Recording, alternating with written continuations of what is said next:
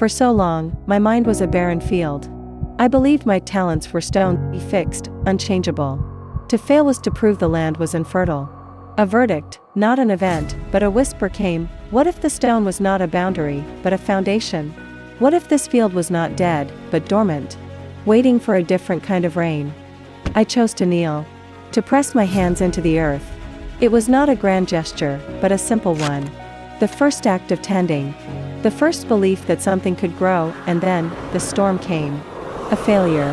A harsh word. A plan undone. The old me saw only the damage, the mud, the flooded furrows. The ruin of my work. I almost turned away. See, said the old voice. The soil is poor. The weather is cruel. This is proof. Stop trying to grow what cannot be grown. But I stayed. And I looked closer. The storm had not just brought destruction, it had brought water. It had washed away the weak topsoil, revealing the richer earth beneath. It was nourishment. This was the turning point. The setback was not the end of the crop, it was part of its story.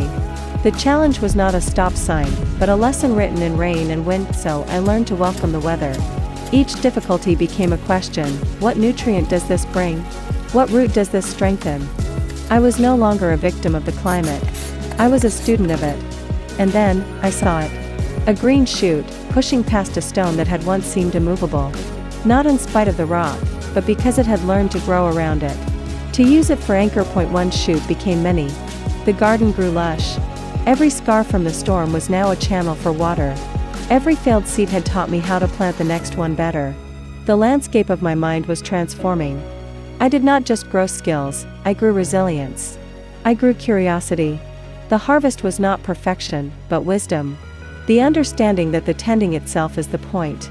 The journey is the destination. So now, my mind is not a fixed plot of land. It is an eternal garden. Ever changing, ever growing. And you, too, hold this seed. The question is not what you are, but what you are in the process of becoming.